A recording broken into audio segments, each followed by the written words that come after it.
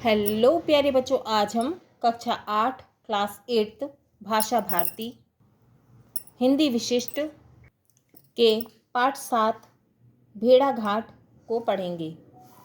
Lesson 7 है ना, पढ़ेंगे और समझेंगे। आइए सीखें प्राकृतिक सौंदर्य से परिचय, माने प्रकृति के सुंदरता से परिचय, यानी सुंदरता को जानना या ज्ञान उसका। मध्य प्रदेश के दर्शनीय स्थलों का ज्ञान, मध्य प्रदेश में जो देखने योग्य जगह है उनका ज्ञान। शब्द वाक्य निर्माण शुद्ध वर्तनी। पाठ परिचय। इस यात्रा वृत्तांत में लेखक ने प्रकृति का बड़ा ही मनोरम चित्रण किया है। लेखक ने नर्मदा के तट पर बसे भेड़ाघाट तथा आसपास के धार्मिक एवं सांस्कृतिक स्थलों का सजीव चित्र प्रस्तुत किया है। सजीव माने जीवित है ना, चित्र प्रस्तुत किया है। प्रकृति यहाँ एकांत बैठी निज रूप संवारती। लेखक कहते हैं कि प्रकृति यहाँ पर अकेले बैठकर अपने रूप को, सौंदर्य को संवार रही है। अब लेखक कौन है? पंडित माखनलाल चतुर्वेदी। लेखक कहते हैं शायद 1914 की बात है जब पहल भेड़ाघाट देखने का अवसर मिला। 1906 में जबलपुर में रहने तक ग्वारी घाट और तिलवारा घाट तो देख लिए थे, किंतु बहुत कीर्ति माने ख्याति या प्रसिद्धि या यशगान है ना, सुनकर भी भेड़ाघाट नहीं पहुंच सका था। कहते हैं एक दिन संस्कृत के एक दिग्गज लेखक माने बहुत बड़े लेखक, जो सम्राट विक्रमादित्य की सभा के नवरत्नों में से एक बताए जाते हैं, नींबू के एक झाड़ के नीचे बैठे अपना संस्कृत कोश लिख रहे थे और सुना यह गया कि अपने शब्दकोश में लता और वृक्षों का वर्णन करते हुए वे नींबू का वर्णन करना ही भूल गए। यही स्थिति मेरी हुई है। तो लेखक कह रहे हैं कि ऐसी स्थिति मेरी है। भेड़ाघाट जबलपुर से 13 मील ही तो है। लेखक कह रहे हैं कि भेड़ाघाट जबलपुर से कितनी दूरी पर है? 13 मील ही तो है। लगभग आधे घंटे में हम मीरगंज स्टेशन पर आ गए और उतर गए। उन दिनों यही गति बहुत तेज समझी जाती थी। हम लोग आधे घंटे में 10-11 मील पहुंच गए थे। कितनी दूर पहुंच गए थे? 10-11 मील पहुंच गए थे दूर। 2-3 अंग्रेज अपने खानसामे के साथ भेड़ाघाट ही जाने के लिए मीरगंज स्टेशन पर उतरे थे। अब खानसामा कौन होता है? रसोइया होता है ना, जो खाना बनाता है। किंतु जिस तरह कच्ची सड़क की राह चलने वाले को कभी कभी आकाश का शुक्र तारा भी अपना साथी मालूम होता है, वैसे ही वे लोग मेरे साथी थे। तो वे लोग उन्हें कैसे लग रहे थे? लेखक को उनके साथी की तरह लग रहे थे। शरीर से तो हम एक दूसरे से कुछ ही गज की दूरी पर चल रहे थे, किंतु धारणा क्या है? व्यक्तिगत विश्वास है ना, उनके विश्वास में हम एक दूसरे से सैकड़ों मील दूर थे। उन दिनों मैंने यह तो सुन रखा था कि भेड़ाघाट में नर्मदा के दोनों किनारे संगमरमर के हैं। तो भेड़ाघाट में जो नर्मदा के दोनों किनारे हैं वे कैसे हैं? संगमरमर के हैं। किंतु मैं सौंदर्य बोध के कारण ही वहाँ जा रहा था। तो लेखक किस लिए जा रहे थे? सुंदरता देखने के लिए। यह कहना अत्यंत कठिन है। जिस तरह वैद्य या डॉक्टर के नुस्खे कई वस्तुओं का मिश्रण है। नुस्खे क्या? सूत्र, फार्मूला या तरीका है ना। उसी तरह मेरे मन में भेड़ाघाट के दर्शन की लालसा माने देखने की इच्छा में कई भावनाओं का मिश्रण था।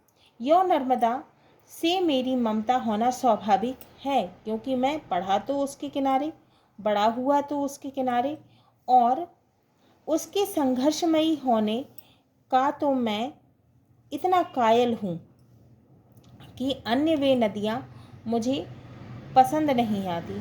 तो भेड़ाघाट मतलब नर्मदा जो है नदी उनका उनके इतने कायल हैं कि उन्हें मतलब इतनी पसंद है कि और दूसरी नदियाँ उन्हें पसंद नहीं आती, जिनके किनारे सन्यासी के सिर की तरह घुटे हुए होते हैं, जिनकी धार में घर घर शब्द होता है, जिनकी रेती बहुत बारीक और मुलायम होती है।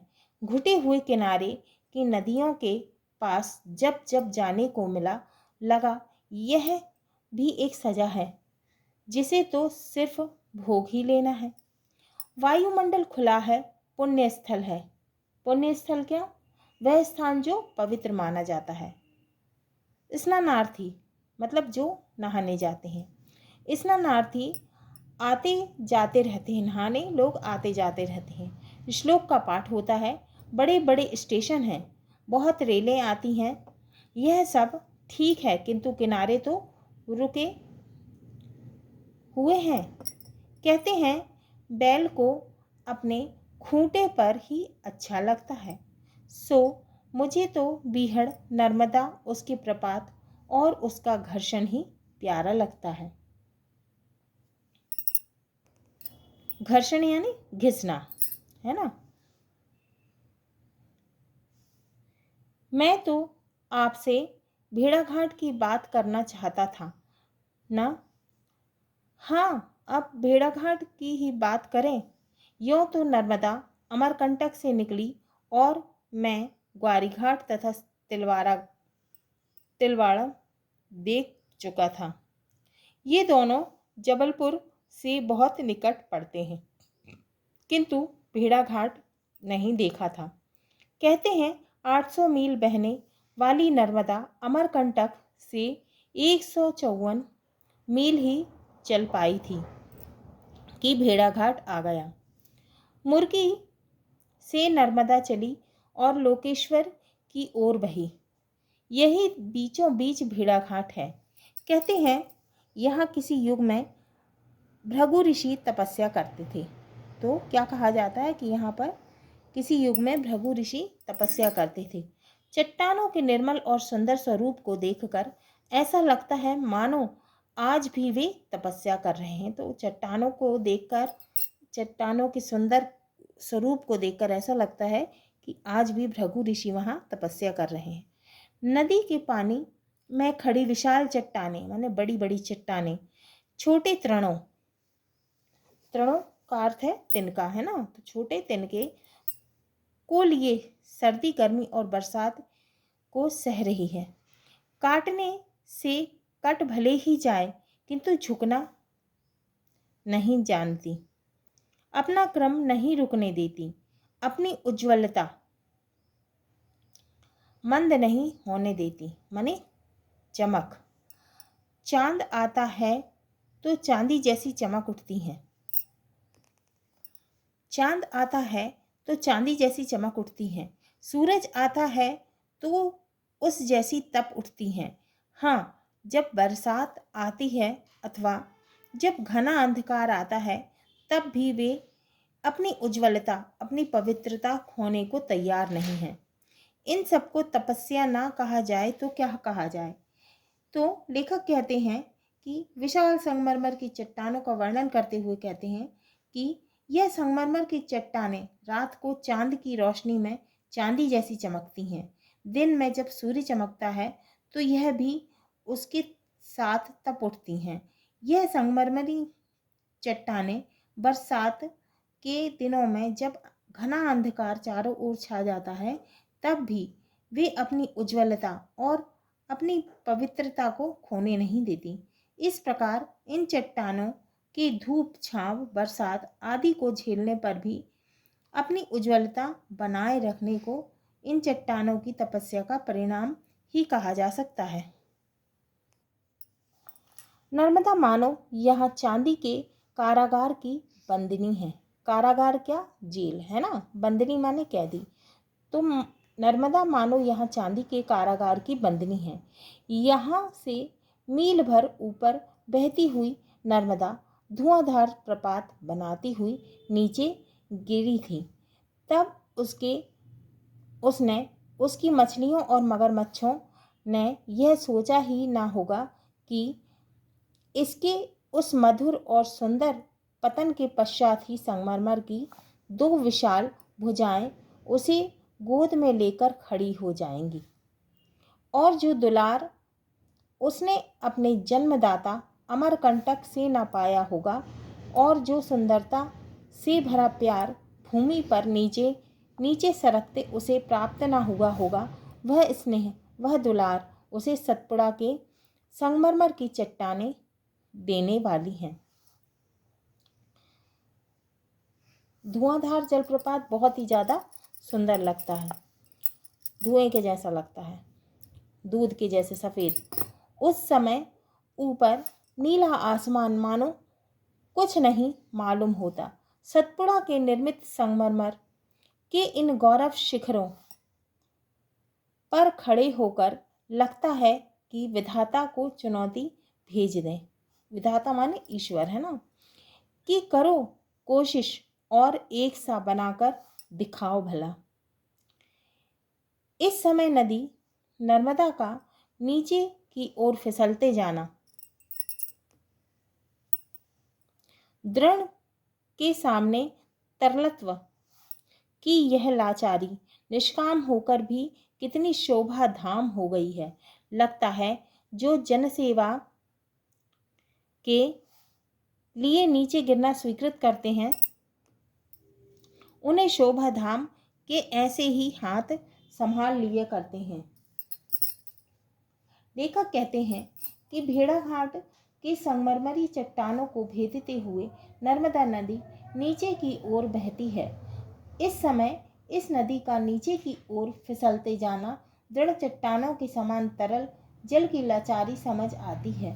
ऐसा लगता है कि मानो नर्मदा नदी ने जन कल्याण के लिए ही चट्टानों के बीच नीचे गिरना स्वीकार कर लिया है।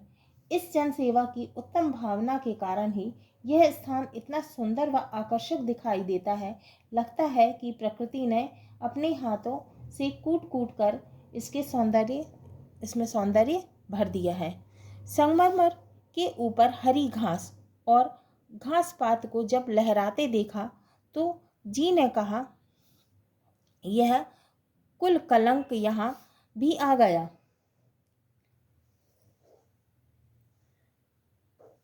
तभी चट्टान मानो बोल उठी, बड़ा छोटों को सिर पर लेकर ही बड़ा होता है। वे मेरी विशालता की शोभा है, नगण्य तुम हो जो उनका मूल्य नहीं कूट पाते। नगण्य क्या? जिसकी गणना नहीं की जा सकती। कूट मूल्यांकन करना, है ना। तो लेखक कहते हैं संगमरमरी चट्टानों के ऊपर हरी भरी घास पातों को लहराते देखा तो ऐसा लगा कि यह एक कलंक के समान है, पर हकीकत में यहाँ का सौंदर्य इन्हीं के कारण है। इन्हें देखकर ऐसा लगता है कि मानो चट्टानें बोल रही हैं कि छोटों को सिर पर लेकर चलने वाला ही बड़ा होता है। इन्हीं घास पत्तों के कारण हमारा सौंदर्य बढ़ा है। इन्हीं ने हमें अद्भुत सौंदर्य प्रदान किया है। तुच्छ व्यक्ति तो वे हैं जो उनके इस सौंदर्य का सही मूल्य नहीं बता पाते। इनका अपना ही महत्व है। तुम थोड़ी देर के लिए भेड़ाघाट देखने आए हो। इन्होंने जन्म लेते ही भेड़ाघाट देखा है और भेड़ाघाट देखते देखते ही मर जाएंगे।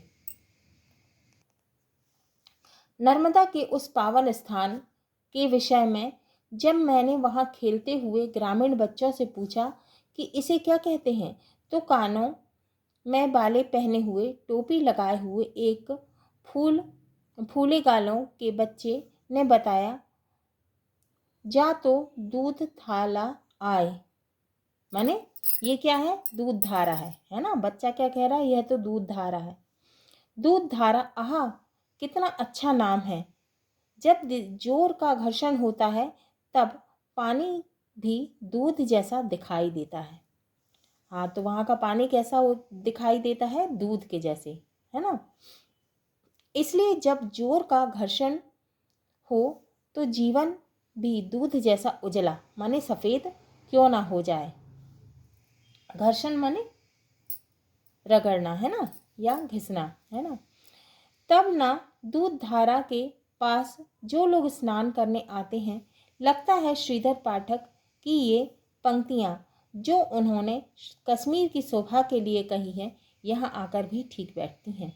प्रकृति यहाँ एकांत बैठी निज रूप संवारती, पल पल पलटती भेष, छलकी छन छन छवि धारती। माने प्रकृति यहाँ अकेले बैठी है, अपने सौंदर्य को संवार रही है, अपने रूप को संवार रही है। पल पल प्रकृति जो है अपने भेष को बदल रही है और छन छन छवि धारण कर रही है, मानो जादू भरी विश्व बाजीगर थैली। ऐसा लग रहा है जैसे जादू भरी विश्व बाजीगर थैली हो। खेलत में खुल परी शैल के सिर पर फैली, हिमालय की बर्फीली चोटियों पर नजर डालिए, वे छल रही हैं, गल रही हैं। एक सफ़ेदी यहाँ भी है जो गलती नहीं है, ढलती नहीं है। नर्मदा चाहे कितनी मरमर करे, किंतु वह मरती नहीं। शताब्दियों ने इसे अमर ही देखा है, इसे अमर ही देखेगी। तो लेखक कहते हैं कि हिमालय की चोटियाँ बर्फ से ढकी हुई हैं, पर यह सौंदर्य यथार्थ नहीं है। वे बर्फ से ढकी चोटियाँ जो कि सफ़ेदी लिए हुए बहुत ही सुंदर व आकर्षक प्रतीत होती हैं, लगातार वे हमें छल रही हैं। इनकी सुंदरता लगातार गलती जा रही है, परंतु भेड़ाघाट में संगमरमरी चट्टानों के बीच बहती नर्मदा नदी की जो सफ़ेदी है, सुंदरता है, वह शाश्वत है।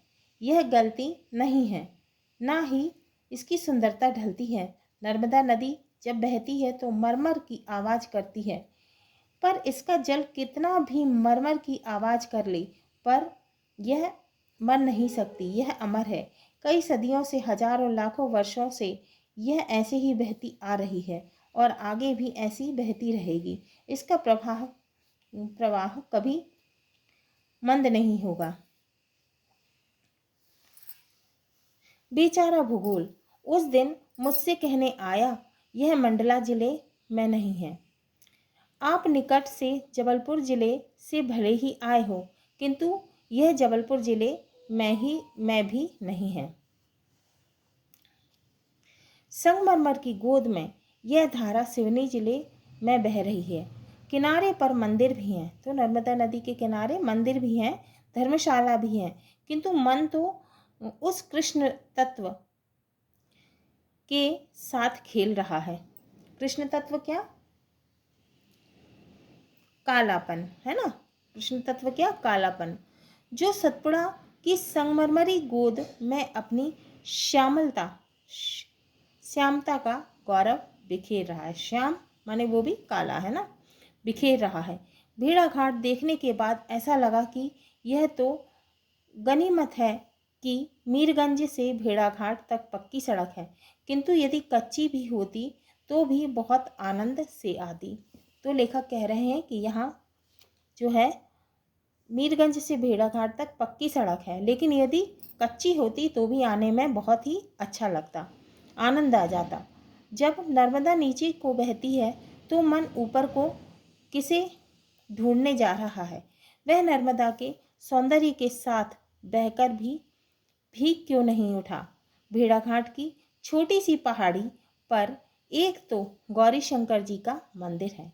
तो भेड़ाघाट की छोटी सी पहाड़ी पर कौन सा मंदिर है? गौरी शंकर जी का मंदिर है। एक 64 योगिनी का मंदिर है, और वहाँ क्या है? 64 योगिनी का मंदिर भी है। दूध धारा के जलप्रपात का घर घर शब्द गौरी शंकर के मंदिर में बैठकर दिन में आप नहीं सुन सकते।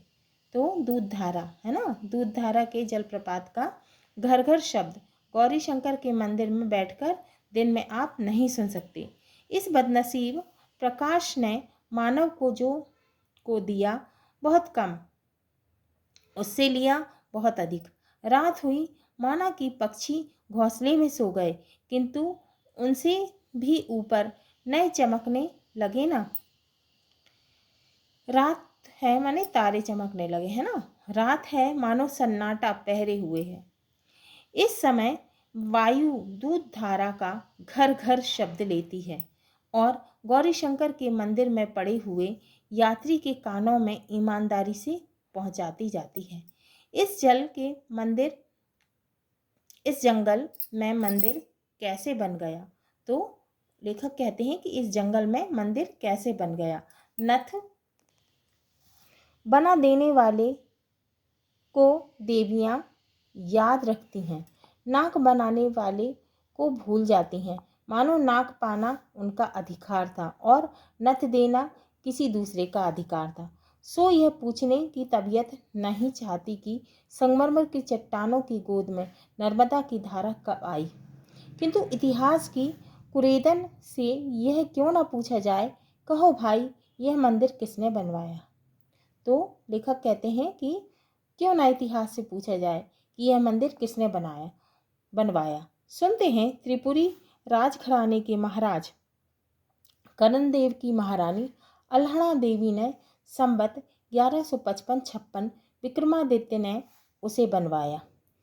तो किसने बनवाया? महारानी अल्हड़ा देवी ने, है ना।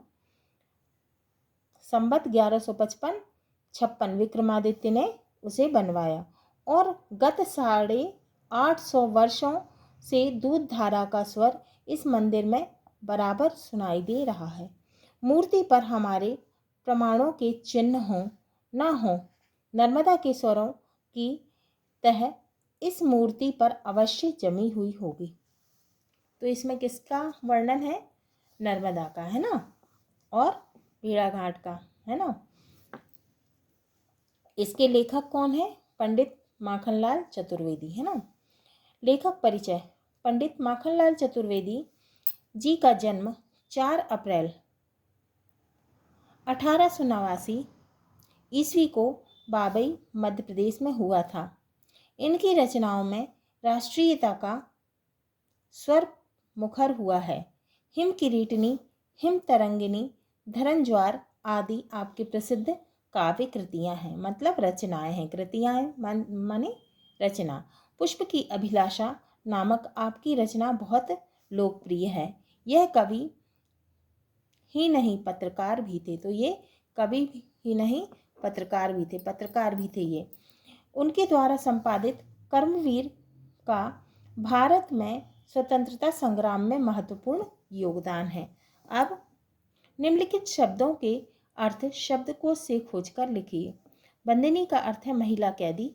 निष्काम का अर्थ है बिना किसी काम का।